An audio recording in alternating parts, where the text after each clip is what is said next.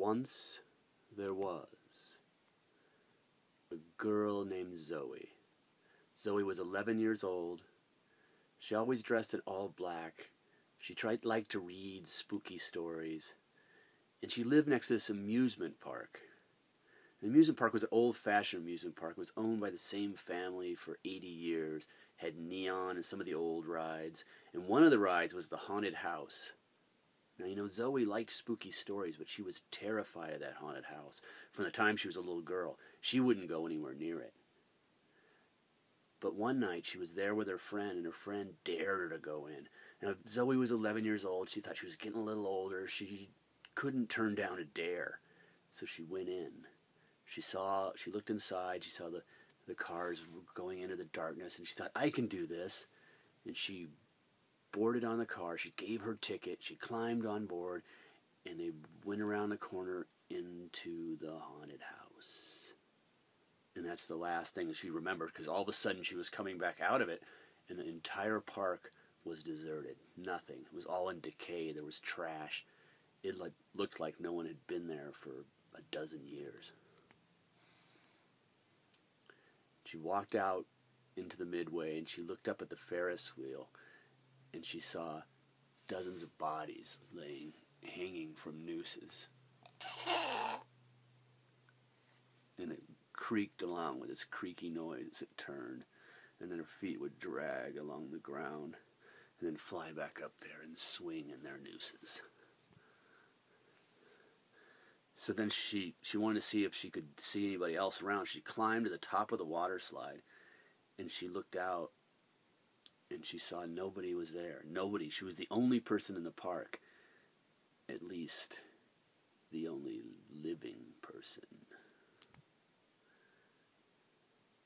She walked by the pirate ride. They had an old pirate ride with these little boats that went around the corners. And now, even the parrot was a skeleton hanging there, its beak kind of open.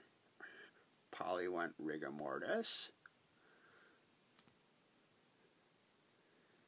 And if those were fake dinosaurs in the prehistoric park, the big Tyrannosaurus Rex standing there at that, if it was fake, why were its teeth and its claws dripping with fresh blood?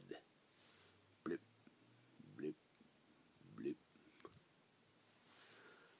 So she's standing by, she's walking around trying to find anybody or find a way out of the park. And she walks by the go-kart track, and these go-karts are sputtering by along with nobody driving them. Then she looks over one, and she sees there's a shadow of a little girl about her age. She just sees the back of her head as she's driving along one of these ghostly go-karts. And as she sees her, the girl just disappears as the go-kart keeps going. And then Zoe saw a line of ghosts all waiting for the roller coaster, standing there. And they all had empty eye sockets, and she could see just blackness. And they shuffled forward. And so Zoe keeps looking for this girl, because that's the only person, not even a person that she's seen that looked familiar. And she thought she heard the girl calling her name. Zoe. But it could have been the wind. She wasn't sure, because the wind would whistle through the old rides and down up underneath the tent flaps at the arcade. And Zoe walked by the arcade, and there's carnival games. And she saw the milk bottles that you throw a ball to knock down. They were all filled with blood. And she could see little body parts floating in them. And then she went by the little game where the ducks float by, and you pick one to see if you can win. And none of the ducks had heads. They were just chopped right off, and she could see down into their bodies. And then Zoe climbed up another ride so she could see it. She looked out into the parking lot, and all the cars were just rusted and burned and sitting and sinking into the ground. It was like they'd been there for 100 years. Just a wasteland of rusted out cars and decay. And then once in a while the carnival music would start to play, and it would be... Now, carnival music can be creepy all the time, but now it's kind of eerily off-key and ghostly. It was almost like she could hear screams in the middle of the notes. It was terrifying. It made her shiver. And Zoe looked up, and the tilt-a-whirl was creaking around. And it started to gain speed, and the cars were spinning around. She looked in the middle. She could see the girl standing there, silent, while all the cars raced around her and spun. She wasn't moving at all, and she looked at Zoe right in the eyes, and then disappeared. And Zoe kept looking for her, and she saw the girl, or she thought she saw the girl going into the maze.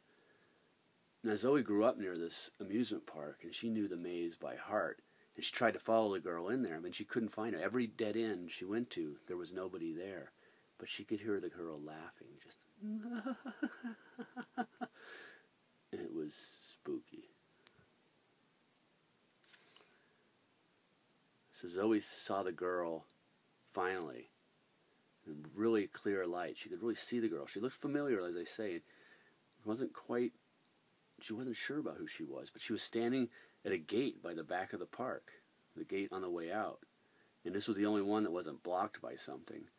And she was beckoning Zoe, come, come. And so Zoe followed her, stepped through the gate, and all of a sudden the world was back to normal. And she was laying there, and the whole carnival was going on around her, and she was laying on a stretcher. And there were paramedics leaning over her, trying to help her. It turned out she'd banged her head in the ride. That she'd fallen, the cart had gone around a corner, and the seatbelt had let her go, and she banged her head. So she'd been knocked out, and this whole thing was just a dream. But I'll tell you something. She didn't go to the amusement park for a month, and she never, ever got anywhere near that haunted house.